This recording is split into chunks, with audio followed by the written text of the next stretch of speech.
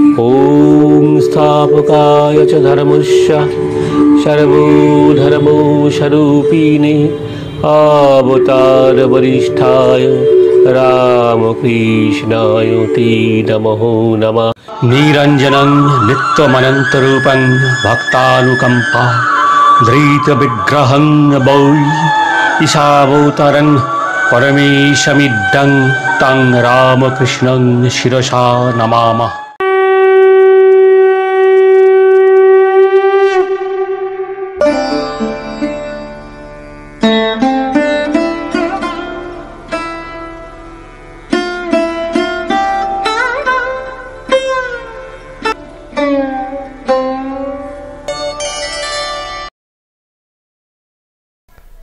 আজকের তৃতীয় পরিচ্ছেদে আমরা শুনব অবতার ও সিদ্ধ পুরুষের প্রভেদ, মহিমা ও গিরিশের বিচার। ভক্ত সঙ্গে ঠাকুর গিরিশের বাহিরের ঘরে প্রবেশ করিলেন। গিরিশ অনেকগুলি ভক্তকে নিমন্ত্রণ করিয়াছিলেন, তাহারা অনেকেই সমবেত হইয়াছেন। ঠাকুর আসিয়াছেন শুনিয়া সকলে দণ্ডায়মান হইয়া রহিলেন। ঠাকুর সহাস্য বদনে আসন গ্রহণ করিলেন। ভক্তেরাও সকলে বসিলেন। গিরিশ, মহিমাচরণ, রাম, ভবনাথ ইত্যাদি অনেক ভক্ত বসিয়াছিলেন। এছাড়া ঠাকুরের সঙ্গে অনেকে আছিলেন। বাবুরাম, যোগিন, দুই নরেন্দ্র, চুনি, বলরাম ইত্যাদি। ঠাকুর শ্রীরামকৃষ্ণ এইবার মহিমাচরণের প্রতি চেয়ে বললেন, গিরিশ ঘোষকে বললুম তোমার নাম করে একজন লোক আছে গভীর, তোমার এক হাঁটু জল, তা এখন যা বলেছি মিলিয়ে দাও দেখি। তোমরা দুজনে বিচার করো, কিন্তু রফা করো না। এই শুনে সকলেই হাসলেন। মহিমাচরণ ও গিরিশের বিচার হইতে লাগিল। একটু আরম্ভ হইতে না হইতে রাম বলিলেন, ওসব থাক, কীর্তন হোক। ঠাকুর এবার রামের প্রতি চেয়ে বললেন, না না, এর অনেক মানে আছে। এরা ইংলিশম্যান, এরা কি বলে দেখি। মহিমাচরণের মত, সকলেই শ্রীকৃষ্ণ হতে পারে, সাধন করিতে পাইলেই হইল।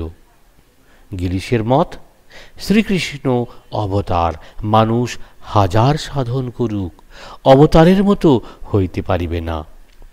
মহিমাচরণ বললেন, কি রকম জানেন? যেমন বেলগাছটা আম গাছ হতে পারে, প্রতিবন্ধক পথ থেকে গেলেই হলো। যোগের প্রক্রিয়া দ্বারা প্রতিবন্ধক চলে যায়।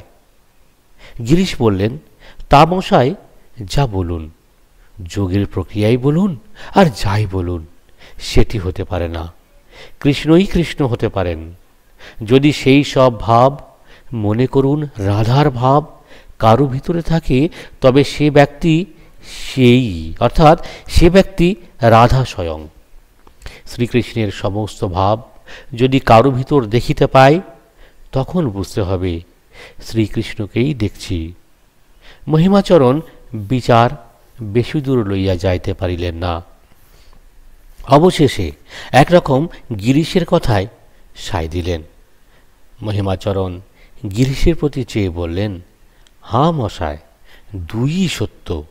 জ্ঞান পথ সেও তার ইচ্ছা, আবার প্রেম ভক্তি তাঁর ইচ্ছা। ইনি যেমন বলেন, বিভিন্ন পথ দিয়ে এক জায়গাতেই পৌঁছানো যায়। শ্রীরামকৃষ্ণ মহিমার প্রতি একান্তে বললেন, কেমন, ঠিক বলছি না? মহিমা বললেন, আজ্ঞা, যা বলেছেন দুই সত্য। ঠাকুর শ্রীরামকৃষ্ণ বললেন, আপনি দেখলে ওর অর্থাৎ গিরিশের কি বিশ্বাস? জল খেতে ভুলে গেল। আপনি যদি মানতে তাহলে টুটি ছিঁড়ে খেত, যেমন কুকুরের মাংস খায়। তা বেশ হলো, দুজনের পরিচয় হলো, আর আমারও অনেকটা জানা হলো। আমরা এভাবেই শুনতে থাকব প্রতিনিয়ত শ্রী শ্রী রামকৃষ্ণ কথামৃত।